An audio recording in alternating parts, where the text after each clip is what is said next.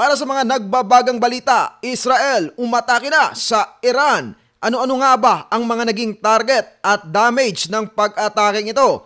At Iran magpapakawala naman ng 1,000 na ballistic missiles bilang ganti.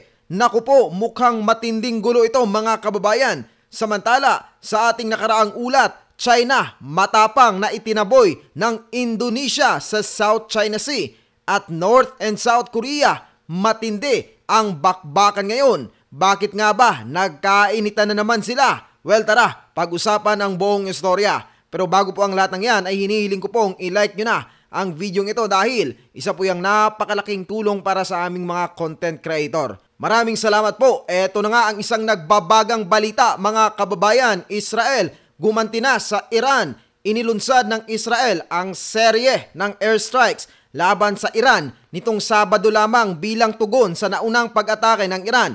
Ayon sa militar ng Israel, ang direktang ataking ito ay nagdulot ng takot na baka humantong sa isang matinding digmaan ang alitan sa pagitan ng Israel at Iran, ang dalawang pinaka makapangyarihang militar sa Middle East.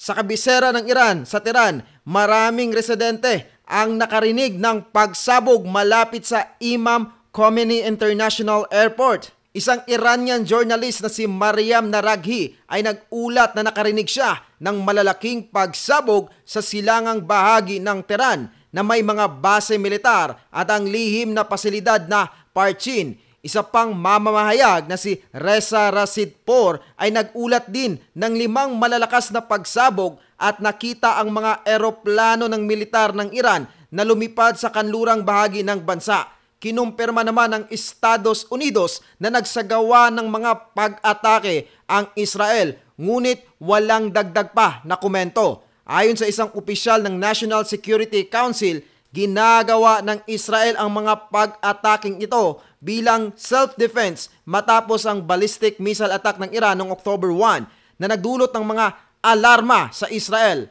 Sinasabing ipinaalam ng Israel ang kanilang plano sa pamahalaan ng Estados Unidos bago isagawa ang mga pag-atake. At ayon naman sa ulat ng Al Jazeera, kinumpirma nga ng militar ng Israel na nagsagawa na nga ito ng pag-atake sa Iran. Ang serye ng mga palitan ng pag-atake ay isang malaking paglayo mula sa dati ng patakarang iwasan ang direktang sagupaan ng dalawang bansa. Sa mga nakaraang taon, naging lihim ang kanilang alitan at naganap sa pamamagitan ng mga operasyon at mga grupong sinusuportahan ng Iran tulad ng Hamas at Hezbollah. Ngunit ngayong taon, lumabas na sa publiko ang tunggalian na ito na nagdadala ng banta ng mas malawak na digmaan na maaaring makaapekto sa buong rehiyon at sa buong mundo. And as of the moment of making this video, hindi pa naiulat ang mga natamaan ng mga facility sa Iran pero tututukan po natin ito. Minsan ang sinabi ng Israel na mga military facilities ang magiging target. Dala na rin ng pakiusap ng Amerika na huwag tamaan ang mga oil infrastructure at nuclear facilities ng Iran. Pero isang araw bago nangyari ang pag-atake ng Israel ngayon sa Iran, nagbitaw naman ang Iran ng salita na handa na sila sa naturang attack at higit sa lahat, sila ay gaganti. Ano nga ba ang gagawin ng Iran? Narito ang buong ulat. Napabalita na sila ay magpapasabog rin ng 1,000 ballistic missiles. Yes po, tama ang inyong narinig. Noong October 1 ay halos 200 ballistic missiles lamang ang pinasabog ng Iran. Pero ang plano nilang ganti ngayon ay aabutin po ng 1,000 ballistic missiles. Ito ay ayon sa ulat ng Times of Israel. At ayon nga sa ulat nito noong Huwebes, naghahanda na ang Iran para sa isang posibleng digmaan laban sa Israel. Ngunit nais din itong umiwas sana. Ang mga susunod na hakbang ng Iran ay depende sa magiging tugon nga ng Israel sa naunang ballistic missile attack ng Iran noong October 1 kung saan ang plano ay sinabing aprobado kamakailan.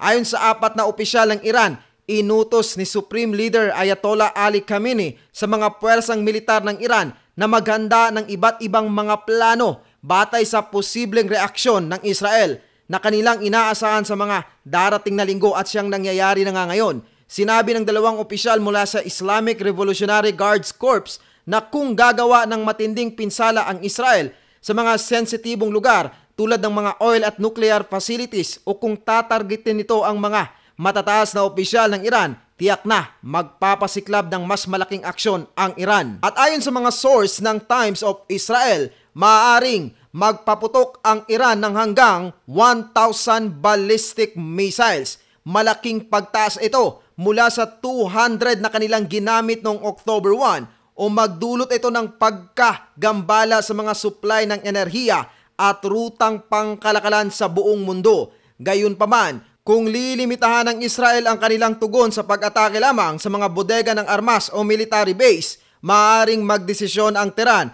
na wag nang lumaban pa na magtatapos sa kasalukuyang labanan ng dalawang bansa. Inaasahan dati na pag-aaralan ng Israel ang pag-atake sa mga oil infrastructure or nuclear sites ng Iran. Ngunit tinutulan ito ng Estados Unidos dahil maaaring magpalala ito ng sitwasyon. Lalo na't posibleng gumante ang Iran at targetin ang mga infrastrukturang sibilyan sa Israel o sa iba pang bansang kaalyado ng kanluran.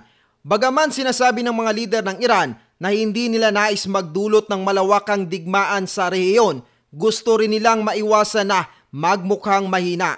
Kung tatamaan sila ng malakas ng Israel, maaaring mapilitan silang ipakita muli ang kanilang lakas sa rehiyon. Kahit na nagpapakita ang Iran ng kagustuhang umiwas sa digmaan, ipinakita rin nito ang lakas nito laban sa Israel at mga kaalyado ng Israel, lalo na sa kabila ng mga pag-atake sa kanilang mga kaalyadong grupo tulad ng Hezbollah sa Lebanon at Hamas sa Gaza, habang nagbigay ng kasiguruhan si Araghchi sa ibang bansa na ayaw ng Iran ng mas malalang gulo. Naglabas naman ng babala si Hossein Salami ng leader ng Islamic Revolutionary Guard Corps or IRGC. Binalaan ni Salami ang Israel na kahit may advanced na THAAD defense system mula sa Amerika, hindi raw nito magagawang pigilan ang mga pag-atake ng Iran.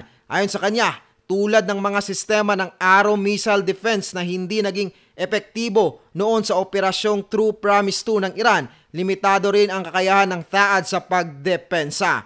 Tinawag ng Iran na Operation True Promise 2 ang kanilang pag-atake noong October 1 bilang pagsunod sa unang pag-atake nila noong April na tinawag na Operation True Promise 1. Ang THAAD ay mahalagang bahagi ng depensa ng Amerika laban sa mga missile at ipinadagdag sa mga malalakas ng anti-missile system ng Israel. At dagdag pa ni Salami, hindi ninyo magagawang magtagumpay sa laban na ito. Wawasakin namin kayo. Nakahanda umano ang Iran sa anumang ganting aksyon ng Israel matapos nitong magpakawala ng 200 ballistic missiles na nagdulot ng pagkasira sa mga tirahan at base militar sa Israel. Bagaman sinabi ng Israel Defense Forces na walang malaking epekto ang nasabing pag-atake sa kanilang operasyon. At mukhang tumitindi na nga po ngayon ang bakbakan ng dalawang bansang ito, pero sana ay matigil na dahil siguradong maaapektuhan po niyan ang ating ekonomiya. Sa inyo pong palagay, matatapos na ba ang digmaang ito? Hashtag yes or hashtag no, please comment down below. And speaking of comment, shout out po kay Sir Marlon Barillano na aktibong nagkomento sa ating nakaraang video. Maraming salamat po. Para sa nagbabagang balita, Chinese Coast Guard matapang na itinaboy ng Indonesia. Ang Coast Guard ng China nga ay nakipagharap sa Coast Guard ng Indonesia sa pinaka-timog na bahagi ng South China Sea, habang sinusubukan nga ng Beijing na ipatupad ang kanilang malawak na territorial claims dito sa Indonesia. Noong Huwebes, sinabi ng Indonesia's Maritime Safety Agency o Bakamla na sa ikalawang pagkakataon sa linggong ito, itinaboy nila ang mga barko ng Coast Guard ng China mula sa mga tubig sa ilalim ng jurisdiction ng Indonesia, kung saan ginugulo ng mga ito ang isinasagawang resource survey. Noong Miyerkules naman, sinabi ng ahensya na 2 araw na ang nakalipas na itinaboy nila ang isa pang barko ng Coast Guard ng China mula sa mga tubig sa hilaga ng Natuna Islands ng Indonesia, malapit sa barkong Geo Coral na may bandera ng Norway.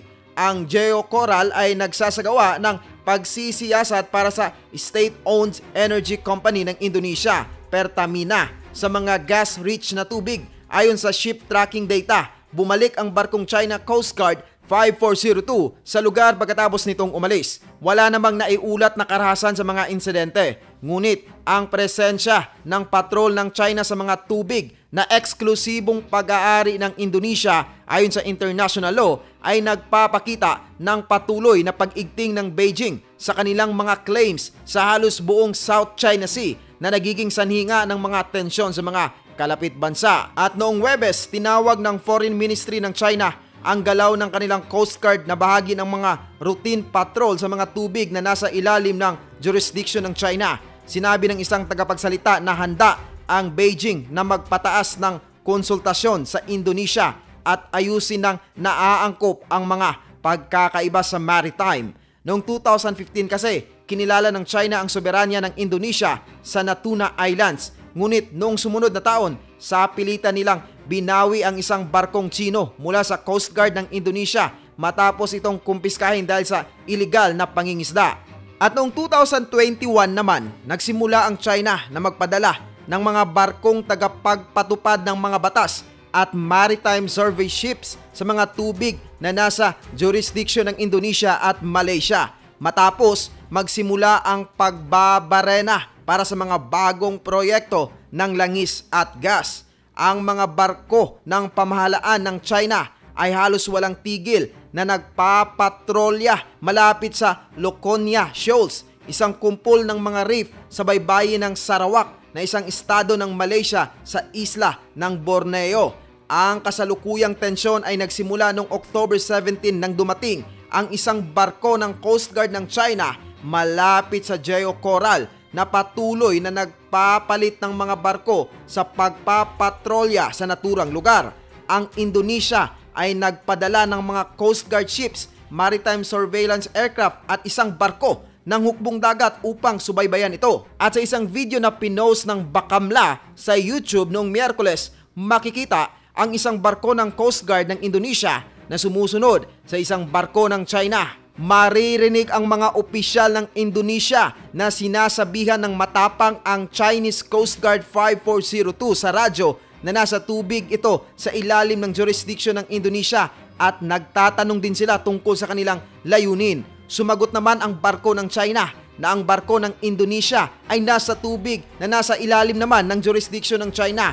May hindi mapag-alinlangang soberanya ang China sa mga isla ng South China Sea at mga kalapit na tubig. Ayon sa mensahe ng barko ng China, sinabi rin nilang may karapatan ang China sa lahat ng bagay, kabilang ang seabed at ang ilalim ng tubig. At ayon sa Bakamla, magpapatuloy sila sa masusing pagpapatrolya at pagmamanman sa mga tubig ng hilagang Natuna upang masiguro na ang seismic survey activities ay hindi magambala at mapanatili ang soberanya at karapatan ng Indonesia. At eto pa po ang isang nagbabagang balita. North at South Korea, matindi ang bakbakan ngayon. Nung unang bahagi kasi ng buwang ito, inakusahan ng North Korea ang South Korea ng pagpapalipad ng mga drone na may dalang mga propaganda leaflets laban sa North Korea papuntang Pyongyang. Ayon sa Korean Central News Agency na isa sa mga pangunahing kontroladong media ng North Korea, nakita ang mga drone ng South Korea noong October 3, 9 at 10. Noong October 11 naman, nagbanta si Kim Yoo-jong na kapatid ni Kim Jong-un, ang leader ng North Korea, na haharap ang South Korea sa isang matinding kapahamakan kung muling makikita ang kanilang mga drone sa Pyongyang. At mariin namang itinanggi ng Defense Ministry ng South Korea ang akusasyon at sinabing hindi nila makukumpirma kung totoo ang mga paratang ng North. Gayunpaman, tila nagdesisyon na ang Pyongyang na muling magsagawa ng mga provokasyon laban sa Seoul. Sabi ni Kim Yoo-jong, nakakuha sila ng malinaw na ebidensya na ang South Korean military ay responsable sa paglabag sa kanilang soberanya sa pamamagitan ng pagpasok nga ng mga drone sa himpapawid ng Pyongyang. Subalit, hindi pa inilabas ng North Korea kung ano ang ebidensyang ito. Noong October 30 naman, inulat na ang mga hukbo sa frontline ng North Korea ay handa na upang magsagawa ng pag-atake sa South Korea kung muling papaliparin nga ang mga drone ng South patungo sa kanila. Ito ay isang seryosong pagtaas ng tensyon sa tinatawag na leaflet war. Sa mga nakaraang buwan, nagpalipad naman ang North Korea ng mga lobo na may dalang basura papuntang South Korea bilang ganti sa mga lobo ng South na may leaflets laban sa North at mga USB na naglalaman ng K-pop songs at K-dramas. Sinisi ng Pyongyang ang pamahalaan ng South Korea dahil hindi nito napipigilan ang mga paglipad ng mga lobo mula sa mga defectors na tumakas mula sa North Korea. Noong October 15, ipinatawag ni Kim Jong-un ang kanyang mga opisyal na depensa at seguridad upang talakayin ang mga posibleng hakbang laban sa mga paratang ng South Korea tungkol sa pagpapalipad ng drone. Bagamat walang detalyadong hakbang na nabanggit, sinabi sa ulat na nagtakda si Kim ng direksyon sa mga agarang aktibidad militar. Habang lumalala ang mga banta ng North Korea, sinabi ng South Korean Joint Chiefs of Staff na pinalakas nila ang pagbabantay laban sa North Korea at handang magbigay ng matinding tugon rito. Tumaas na ang tensyon sa Korean Peninsula mula noong bumagsak ang negosasyon sa pagitan ng North Korea at US noong 2019. Nabigo ang North Korea na hikayatin si dating US President Donald Trump na alisin ang mga mabibigat na sanction laban sa kanila na naging dahilan ng pagkabigo ng summit sa pagitan ni Trump at Kim sa Hanoi. Noong 2020, winasak ng North Korea ang Inter-Korean Liaison Office na nasa Kaesong sa hilaga ng demilitarized zone. Inakusahan nila ang South Korea na walang ginagawa upang pigilan ang pagpapalipad ng mga balloon ng mga defectors, kaya't kinakailangan nilang gumawa ng ganti. Noong October 15 nga, winasak ng North Korea ang ilang bahagi ng mga kalsada ng Inter-Korean border. Ayon sa South Korean military, bilang tugon, nagpaputok ng warning shots ang South Korea at kinundi na ng kanilang Unification Ministry ang mga hakbang ng Pyongyang. Nanawagan naman ang US State Department sa North Korea na bawasan ang tensyon at bumalik sa dialogo. Inaasahan na magkakaroon pa ng mga karagdagang hakbang ang North Korea sa darating na araw, lalo na sa kanilang plano na patibayin ang hangganan sa pagitan ng North at South Korea. Talagang matindi na po ang nangyayaring mga tensyon at digmaan ngayon sa iba't ibang bahagi ng mundo. Sa inyo pong palagay, maayos ba kaya ang lahat ng ito? #yes or #no, please comment down below. And speaking of comment, shoutout po kay Sir Nelson Palomaria na aktibong nagkomento sa ating nakaraang video. Maraming salamat po.